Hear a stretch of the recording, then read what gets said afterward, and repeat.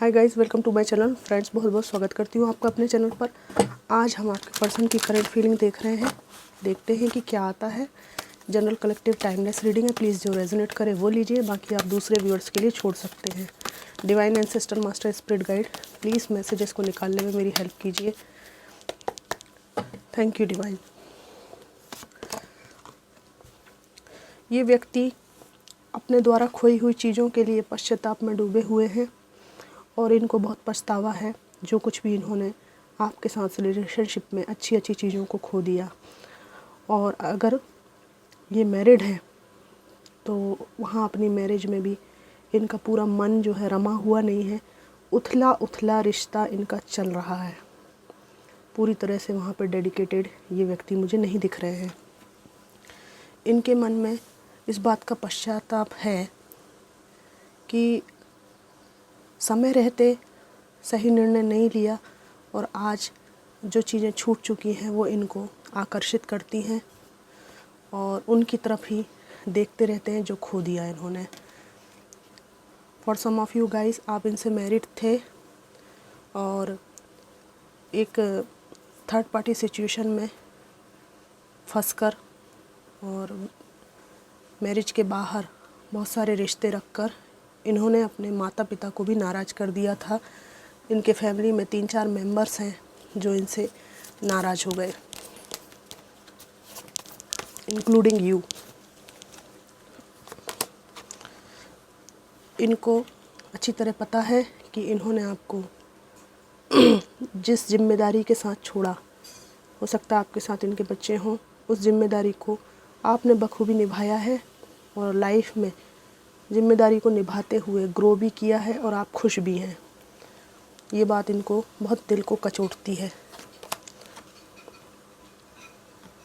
इनके दिलो दिमाग में हमेशा ये बात छाई रही कि आपके साथ कहीं और भी बैलेंस बनाया जा सकता है आराम से, क्योंकि ये समझते हैं कि इनके पास सुंदरता है, खूबसूरती है, पैसा है और ये जीवन में कितने भी पार्टनर रखें ये डिज़र्व करते हैं। लेकिन ऐसा कुछ हुआ नहीं। मैं आपके कार्ड निकालती हूँ।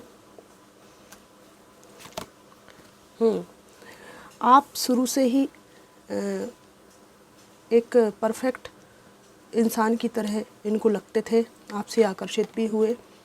आपकी एक डिपेंडेंट एनर्जी नहीं रही है शुरू से, आप सेल्फ मेड पर्सन रहे हैं और आपकी इसी एनर्जी से, इसी खूबसूरती से जीवन में जो आप चाहते हैं उसके लिए आपके पास स्ट्रेंथ है।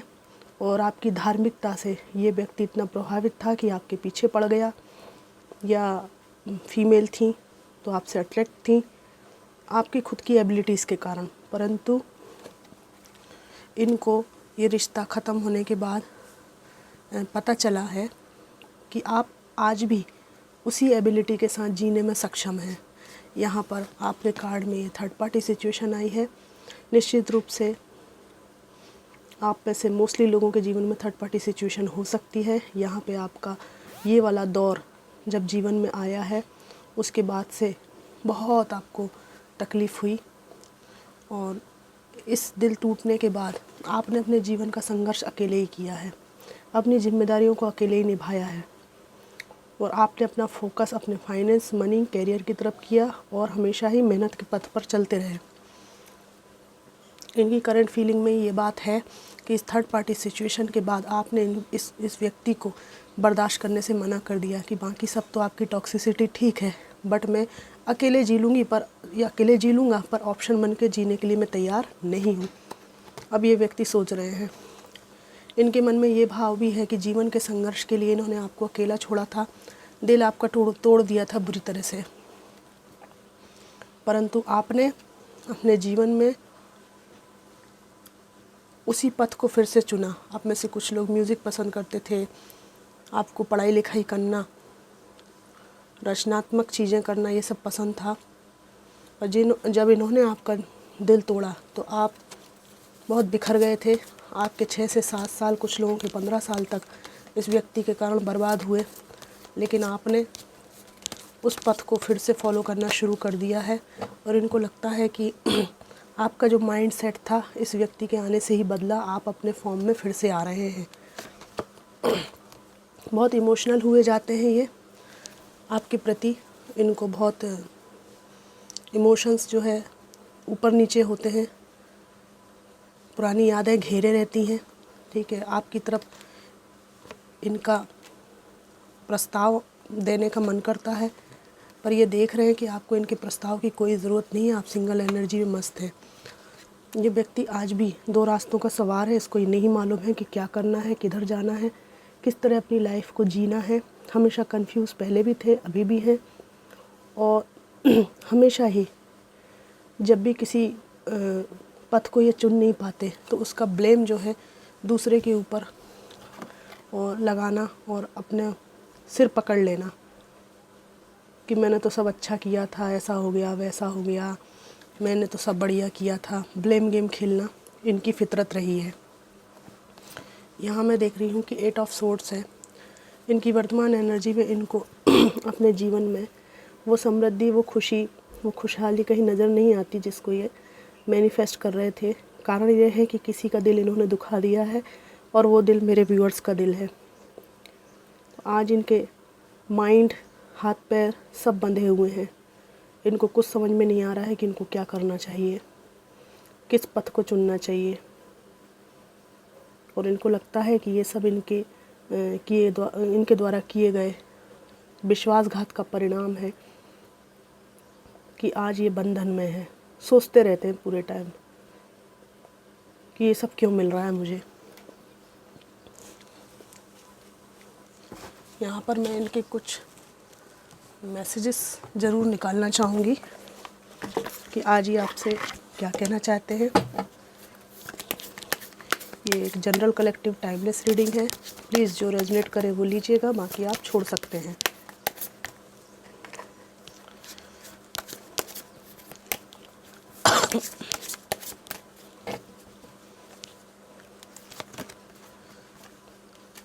माई life is a mess right now.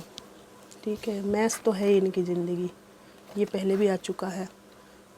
बहुत इनके किचड़ पिचड़ मची हुई है ज़िंदगी में। ये कह रहे हैं यू हैव ट्रिगर्ड मी। आप जो लाइफ को जिस तरह से जी रहे हैं कॉन्फिडेंस से इनके बिना, वो बात इनको ट्रिगर करती है। I can't handle your love. आपका जो सच्चा प्रेम था उसको मैं हैंडल नहीं कर पाया या नहीं कर पाई, ये कह रहे हैं। It is dark without you. तुम्हारे बिना सब अंधकार है। Why do I deserve someone like you. ये कह रहे हैं कि मैं तुम्हारे जैसे इंसान को डिज़र्व ही नहीं करता था। लास्ट कार्ड निकालूंगी। The passion is too much. तुम्हारे और मेरे मध्य जो पैशन है, जो आकर्षण है, जो हीट है, वो बहुत इंटेंस है। तो यहाँ वहाँ जो है हीट को छूने के बाद इनको पता चला कि कहीं भी उस रिश्ते में वो पैशन, वो गर्माहट, वो अपनत्व इनको नहीं मिला जो आपके साथ इनको मिलता था। तो फ्रेंड्स, ये थी एक जनरल कलेक्टिव टाइमलेस रीडिंग। कैसी लगी ज़रूर बताइएगा। Thanks for watching.